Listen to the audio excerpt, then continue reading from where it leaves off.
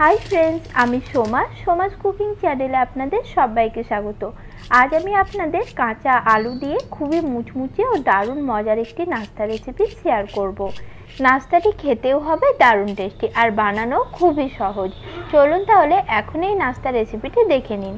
ভিডিওটি ভালো লাগলে লাইক ও শেয়ার করার অনুরোধ রইল। আর আমার চ্যানেলে যারা নতুন রয়েছেন তাদের কাছে চ্যানেলটি সাবস্ক্রাইব করে আমার পাশে থাকার অনুরোধ করছি। কাঁচা আলুর এই নাস্তাটি তৈরি করে নেওয়ার জন্য প্রথমে নিয়েছি আমি দুটো কাঁচা আলু। আলুর খোসাটা আমি ছাড়িয়ে নিয়েছি, তারপর আলুগুলোকে ভালো করে ধুয়ে নিয়েছি। এখন একটা গ্রেটার নিয়েছি আর গ্রেটারের যে বড় ছিদ্রটা রয়েছে সেটা দিয়ে আলু দুটোকে খুব ভালোভাবে গ্রেট করে নিচ্ছি। আলু দুটোকে আমি গ্রেট করে নিয়েছি। এরপর আলুটা ধোয়ার দরকার নেই, এর মধ্যে বাকি উপকরণগুলো আমি অ্যাড করে দেব। দিয়ে দিচ্ছি হাফ কাপ সুজি। সুজিটা এখন আলুর সঙ্গে ভালো করে মিশিয়ে নিচ্ছি। এখানে সুজিটা আমি কাঁচাই ব্যবহার করেছি, সুজিটা কোনো রকম ভাজার প্রয়োজন নেই। সুজিটা আলুর সঙ্গে ভালো করে মিশিয়ে নেওয়ার পর দিয়ে দিচ্ছি হাফ কাপ বেসন। আমি এখানে ছোলার বেসন ব্যবহার করেছি, যে কোনো বেসন আপনারা এখানে ব্যবহার করতে পারেন। এখন বেসনটাও ভালো করে মিশিয়ে নেব। সব কিছু ভালো করে মিশিয়ে নেওয়ার পর আমি এখানে অ্যাড করে দিচ্ছি জল। সুজি আর বেসন মিলে আমার হয়েছে 1 কাপ, তাই এখানে আমি 2 কাপ জল অ্যাড করলাম। এই নাস্তাটি বানানোর ক্ষেত্রে আপনারা যতটা সুজি ও বেসন ব্যবহার করবেন তার ডবল জল এখানে ব্যবহার করতে হবে। এখন সব কিছু একসঙ্গে ভালো করে মিশিয়ে নিলাম। এরপর একে একে বাকি উপকরণগুলো আমি এখানে দিয়ে দিচ্ছি হাফ চামচ চাট মশলা, হাফ চামচ দিয়ে দিচ্ছি গরম মশলার গুঁড়ো, হাফ চামচ দিচ্ছি লাল লঙ্কার গুঁড়ো, হাফ চামচ দিলাম হলুদ গুঁড়ো, হাফ চামচ দিচ্ছি ধনে গুঁড়ো আর দিয়ে দিচ্ছি স্বাদ অনুযায়ী নুন। এরপর সব কিছু একসঙ্গে ভালো করে মিশিয়ে নেব। ঝালের পরিমাণ যদি বাড়িয়ে নিতে চান তাহলে এখানে কাঁচা লঙ্কা কুচিও আপনারা ব্যবহার করতে পারেন। সব কিছু একসঙ্গে ভালো করে মিশিয়ে নিলাম আর সবশেষে দিয়ে দিলাম ধনেপাতা কুচি। এখন ধনেপাতাটাও ভালো করে মিশিয়ে নিচ্ছি। অন্যদিকে গ্যাস অন করে ফ্রাই প্যান বসিয়ে নিয়েছি আর ফ্রাই প্যানের মধ্যে দিয়ে দিচ্ছি 2 চামচ সাদা তেল।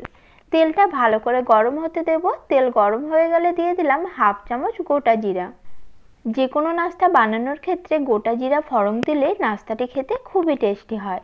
জিরাটা আমি কিছুক্ষণ ভেজে নিয়েছি।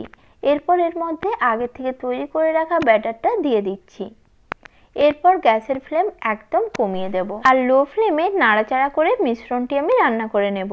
এই মিশ্রণটি রান্না হতে খুব একটা বেশি সময় লাগে না, কয়েক মিনিটের মধ্যেই দেখবেন মিশ্রণটা এরকম ঘন হতে শুরু করেছে। তবে কন্টিনিউ নাড়াচাড়া করতে থাকতে হবে, নাহলে কিন্তু মিশ্রণটা তাওয়ার তলায় লেগে যেতে পারে। 5 মিনিট পর দেখাচ্ছি, দেখুন মিশ্রণটি একদম ঘন হয়ে গেছে, ঘন হয়ে একটা ডোতে পরিণত হচ্ছে।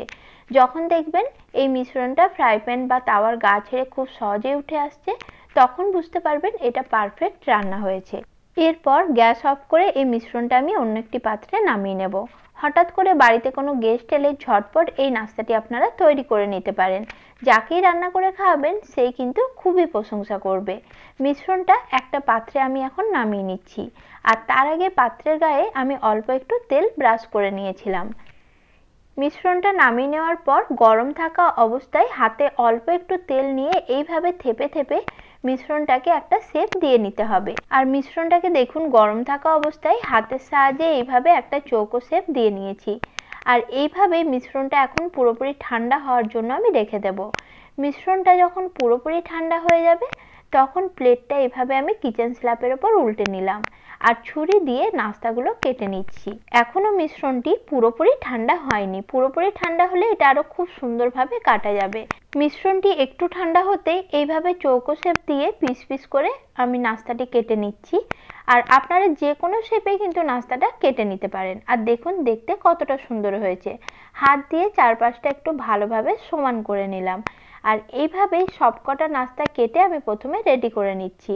আর এই নাস্তাগুলো আপনারা 3 থেকে 4 দিন ফ্রিজে স্টোর করেও রাখতে পারেন। এরপর গরম তেলের মধ্যে একে একে নাস্তাগুলো আমি দিয়ে দিচ্ছি। নাস্তাগুলো তেলে দেওয়ার আগে তেলটা আমি খুব ভালো মতো গরম করে নিয়েছি। এরপর গ্যাসের ফ্লেম মিডিয়ামে রেখে নাস্তার এক সাইডটা লালচে হয়ে ভাজা হওয়া পর্যন্ত অপেক্ষা করব। এই নাস্তাগুলো কোনোভাবেই তেলে দেওয়ার পর ভেঙে যাওয়ার সম্ভাবনা নেই অথবা তাওয়ার গায়ে লেগেও যাবে না।